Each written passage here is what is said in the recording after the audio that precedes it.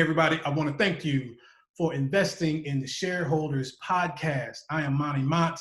It is a blessing to be with you guys once again. I have enjoyed doing this show so much. I had not planned on doing this show, and it's a funny story how I even got into doing it, but I'm very glad that I did.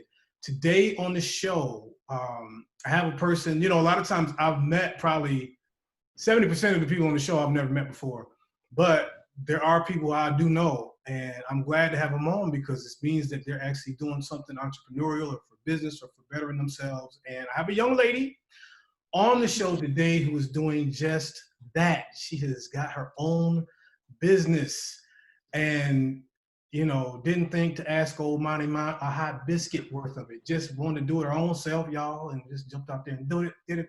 But I'm very proud of her, and I'm very glad to see that she's got that initiative and drive. Her name is Laterica Mendenhall, and she is the owner of Trimese Cosmetics. How are you doing today, Laterica? I'm great. How are you? I am good. And I am very excited to get into all things cosmetics.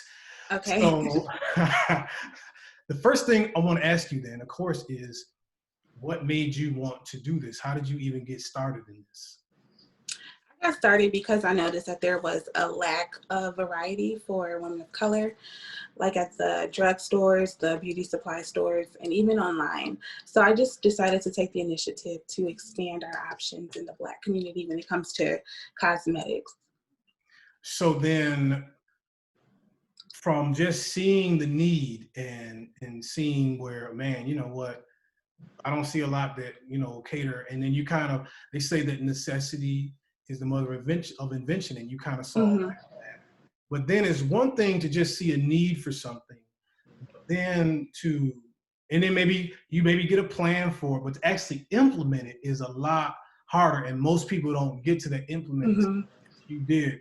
What really was the motivating force that really pushed you to not just see a problem, but really do something about the problem?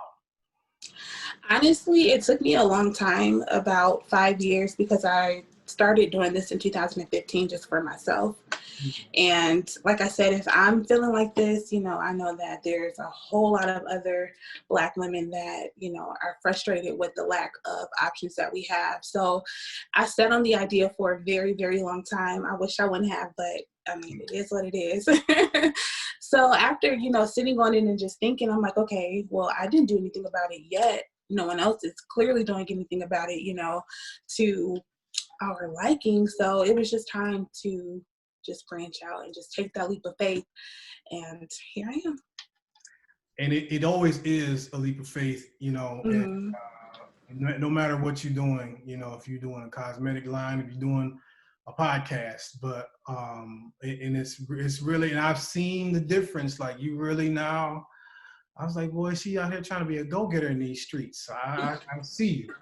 So people, I can vouch for this. I've known Laterica pretty much most of her life, and she's always had an air of glamour about her. So she is not just talking it; she's been walking it for a long time. But so let's get into it, because I'm gonna ask you some maybe very basic questions. Maybe these are guy questions because we don't know nothing about this. But what is Trimese Cosmetics? What do you primarily sell? I primarily sell lip gloss.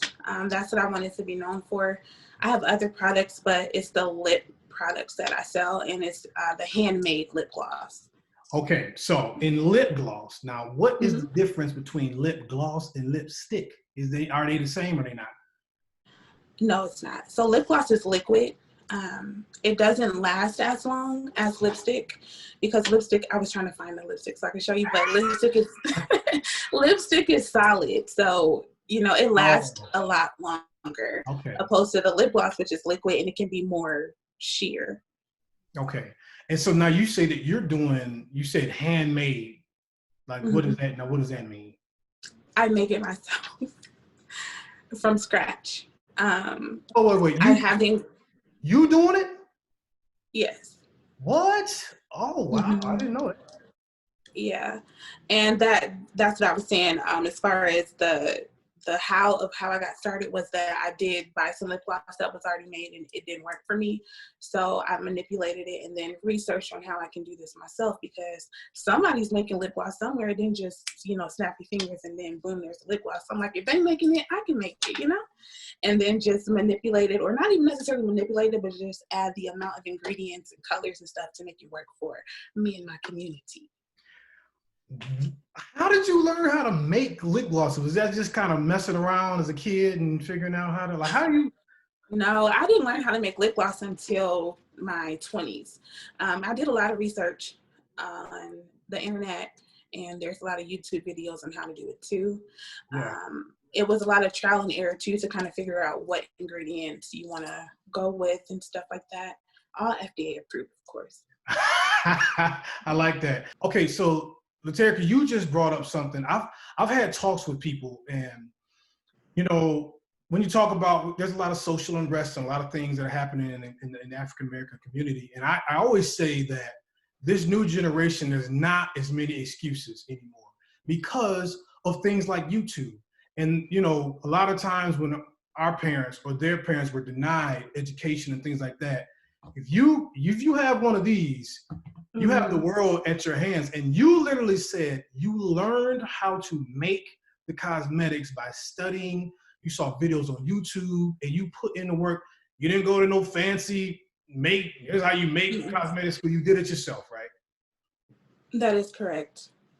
So see, I want somebody to really understand what is happening now. Now, I didn't even know you could do that. I didn't know you could make cosmetics on your own. I wouldn't even have looked on YouTube for something like that. But took the initiative. And I see your videos when it's like, I thought that was maybe you was working with a distributor or you had a middleman, but you actually out here cooking it up yourself. Yes. So now let me ask you this then. How do you gauge what is, because now you kind of in it now. How do you kind of gauge what's the new thing I should do, or what's, how do you stay current with what you feel like your customer base wants, because now you're in business like this? Honestly, I ask my customers on social media, because at the end of the day, it's all about them. There's a lot of stuff that I do, or a lot of colors that I make that I personally wouldn't wear, but it's not about me. It's about what, the buyer, the customer wants. So I use social media and I ask. I also search hashtags too. It's like the information is right in front of you. You just have to use it. Literally, you have to use it. Like, we wish it could just be handed to us, of course, but sometimes you have to do the research. It's not easy to go through all those hashtags just to kind of see. But it's so worth it, and it feels better when you work for it, to find that information. Yeah. Also, I look at competitors as well, not to copy, but just to kind of see, like, okay, this person is very successful in this business. Yes. So let me see how I can make this my own, and let me see what's current and trending, because it's not when I say competitors, it's not like in a negative way, but it's just like, okay, they're successful because they know what's going on, and they have been in it longer than me, and I don't mind, scrolling through their page. No, that's a real thing. There's nothing wrong with that. I mean, why would you beat your head against the wall not knowing what to do when somebody else is doing it? And right. I love what you said about the hashtags too, because guys, a little secret. I know Laterica and I know a few people, but the rest of the people I don't know, most of them I usually search the hashtag entrepreneur, and I just search and I ask people, some people hit me back, some people don't, but yeah, you got to put the work in. And you said a great thing. It feels better when you do put the work in and you get the fruits of the labor. So then, okay, again, now this is a total guy question then. For price points, like I couldn't tell you what it costs right now, but how do you, what is the going rate for a regular, a thing of lip gloss? Like, what does that normally go for? Typically, it depends on the brand, honestly. My lip gloss goes for between $7, and then my lipstick is $9. Again, it just depends on the brand. I've seen lip gloss for $12.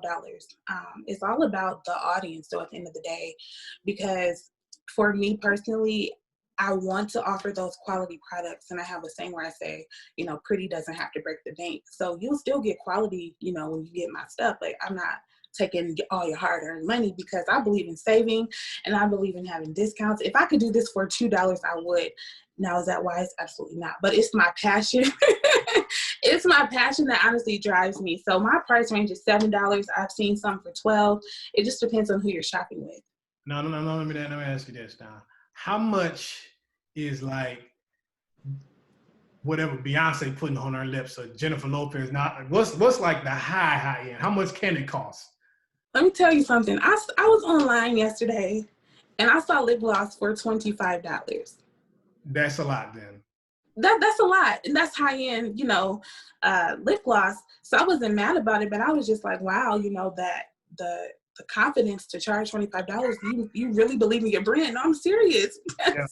$25 for lip gloss. And I mean, people are buying it. So I could see if they were making it and they weren't making any sales, but people will pay for what, Well, they there's a want. market, I used to, well, I still do. I used to look at my GQ magazines.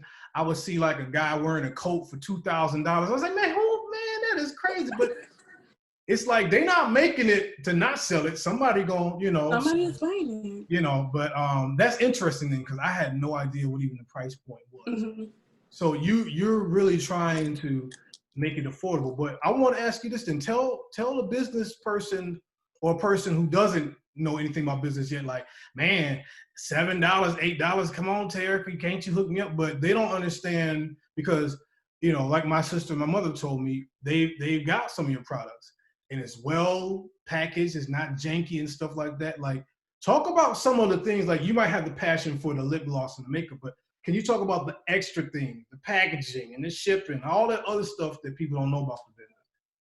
Yes, so presentation is everything. That's just period. That goes for cosmetics, food, everything. Presentation really, really matters. And what I've learned from just doing this little short amount of time is that when people spend their money with you, they want their money's worth, like 100%. So I can just put my lip gloss in a Ziploc bag and say, oh, here you go, or not put any thought into it. But I appreciate people's hard-earned money. Yeah. So, taking it that step further, honestly, I believe my packaging is what also gets me sales. Like, the product is good, yes, but also when people see the packaging, because it really does matter, it just inspires them to. So it does matter, not just what you're selling, but how you're selling it and how you're presenting it to your customers. And you are 1000% right, because again, I don't know nothing about what it's going to do, but I saw the package. I said, wow. It really made an impression on me. I said, okay, she knows what she's doing, because like you said, you could, not hating, be outside of like Walmart selling them in bags, not hating on nobody with their hustle, but people get a mindset of a person doing it that way. Like, oh, okay, this probably ain't that good. But when you you take the time, it does mean something. So I would like for you then to kind of, let's take it a step further, because where do you want to then go with this? Because you're out here, you're doing it, and and you're doing well. But what else do you kind of want to go with this whole, Trimese? Also, can you explain? That's your middle name, right? Yes. Right. Okay. So Trimese Cosmetics. So where do you want to go with this? Honestly, I don't necessarily want to be in the stores, because my mindset has been, I'm taking the brand of cosmetics for the African American community beyond what's in the store shelves. Now, if someone came to me and said, would you like to, sell in stores? I wouldn't necessarily just say no instantly, but my whole mindset is just to have an online store where I can manage everything myself. I do want to have a warehouse where I can, maybe get with a distributor or a supplier who can do everything for me with everything that I use. Like, it's still my ingredients, but eventually, my dreams and my goals for Trimese Cosmetics, I don't think that I would be able to handle all of that volume myself, because I do want to be a worldwide brand. And if you want a worldwide brand, you kind of have to have a worldwide brand mindset. So.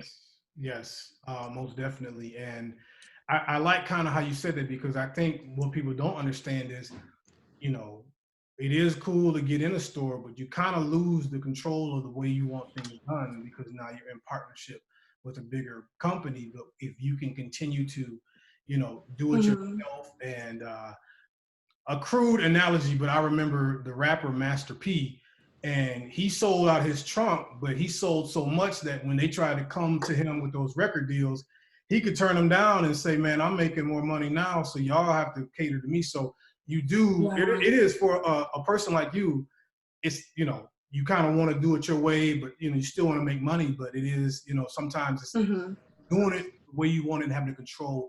There is an advantage to that. So I want to ask, can you just speak to a young person right now who might be, you know, I don't know, maybe might make up or she might want to do this, or a young man that wants to maybe have an entrepreneurial dream? Because you said earlier that you waited a little bit and you wish you hadn't waited. And so to that person, even if they're not young, there's, man, I want to do this, I want to do that, but they always come up, there's always an excuse not to do it. Yeah. But give a little inspiration to someone who's maybe on the brink of doing it. Okay. So do it even if you do it afraid. Because sometimes we let fear stop us, we let fear get in the way. And to be honest, you know, you will experience some type of fear because, I mean, that's normal, but still go for your dreams. Don't sit on your dreams. I'm 30 and that's when I launched my business. And I wondered, like, how far would I have been if I would have started when I was 25, you know? But just use me as an example. Like, if I can do it, you can do it. Just research, perfect your craft, learn it, find out who your target audience is going to be. Start building your brand and your audience and just cater to the community that you want to serve. Because at the end of the day, like I said earlier, it's all about, you know, your customers, and just go for it. Just do it. Do the research, of course, but I know a lot of times people are like, oh, I'm going to research, but you're not really researching. No, actually do the work and then go for it, because I promise you, you know, let me tell you something. When I first started, January 1st, 2020, I, of course, wanted to be successful, but I'm like, okay, not too many people are going to really buy. I sold out in 3 days. And I was telling a friend of mine, I said, I wanted people to buy, but I wasn't expecting it. I was overwhelmed because you never know who's waiting to support you, you know? In my second week, I had an investor approach me that I haven't even seen or talked to since I was like 3 years old, literally, no lie, no exaggeration. And they were just so impressed with my work ethic because I would post all day. I'm pretty sure I got on my people's nerves, but I didn't care because I'm like, you know, y'all post all this stuff all the time. I can post something successful or what I'm trying to do, you know, so just go for it, because you never know who's waiting to support you. You never know what's out there. Like, you know, what's on the other side of fear right now, but you don't know what's on the opposite side of where you're trying to go. So just go for it. I like that. And, you know, what you've done is you've inserted yourself into the business realm. You know, listen, if you had never done that, I'm sure those people would have, you know, bought whatever they needed from somebody else. But because you, I tell people where I live at, they opened up a Dutch Brothers probably like a month after where I'm at. And every time I go past that Dutch Brothers, it is a line of cars. And my mindset is, you know, I'm like, if they hadn't opened that store up, where would these people be at? But because they did, they're making, I'm like, that's business right there that somebody tapped into that they didn't have to. And what you're doing and what you're telling somebody else to do is to just insert yourself in, and you have no idea what will happen. And I can't even believe, so you started in January 1st. Wow. Man. I did, January 1st. I said, you know what, we either gonna do it or we gonna do it. Like, I didn't give myself a plan B. So I was like, we either gonna do it or we either gonna do it. And I mean, just go for it. That's honestly what I would tell somebody, because you just never know. And honestly, like just the other day, not to like say like I'm amazing or great or trying to be prideful, but I really have to commend myself because I've never stuck through with anything like this, you know? So I had to give myself a pat on the back. And, you know, I did, like, not in a cocky or prideful way, but it's just like, girl, you're doing it. Like, you know? So just go for it and don't stop. Listen, I don't care who they are. Every person that has accomplished something has done that at some point. Like, yo, I'm out here doing this, you know, because, and I'm going to tell you, don't let, you know, post whatever you got to post. What I do like is your consistency in posting, because it makes people cognizant. Listen, there's so much craziness that you see on social media, but you have to keep, I tell people all the time, be consistent. It don't matter if you don't get 2 likes one day, 20 likes the next day. Stay consistent, especially with a brand, because people are gonna, I say, did not nan one of us memorize you're in good hands with Allstate. But you know what? They just beat us over the head with it till we just say, and that's what we want I want them to do that for my network. I want them to do that for your cosmetics. So thank you so much. I'm very proud of you because you really have stuck with this and you seem to really love it. So give your plugs. Where can everybody find you and all that? I'm on Instagram, Trimese Cosmetics, no spaces. And I'm going to spell it for me now. You may not know how to spell my name. So it's TRIMESECOSMETICS, no spaces or anything like that. That's Instagram. And Facebook, my business page is Trimese Cosmetics, 2 separate words. And then my website, www.trimesecosmetics.com. All right. Now, my last question, I must ask this. What does your mother think about this? Because me and your mother are very close friends. Okay. I know Tara, but don't get it twisted now. Her mother is one of my closest friends. So what's she think about it? Honestly, I was gonna say this, but I didn't know how to bring it in here. My mom in the beginning, I'm pretty sure, okay, my mama loves me, okay? My family loves me, but they didn't really know how to support me, in the beginning. But now, I said, oh, I've arrived. My mama is on board. And it wasn't a negative thing. They just didn't know, you make your lip gloss, I don't know. I don't think they just took me serious. I didn't know what you was doing first either. I didn't even know people was doing stuff like that. It was a totally foreign concept, but yeah. But again, even aside from your success, the fact that you're working hard and you're enjoying it and you're putting your best foot forward, that is what makes people proud of you. I'm sure. So keep up the good work, and we're glad to have you on the show. I thought about it about a week ago. I said, you know what? Tara out here thinking she's doing something in these streets. Let me have her on the show and see if we can talk about it. It's funny you said that. I said he ain't gonna never ask you to be on his show. No, I did, and I'm glad I did. So thanks for coming on, and be blessed and much success. Thank you. All right. This has been a production of the Mighty Sharp Network. Executive producer is Monty Mont.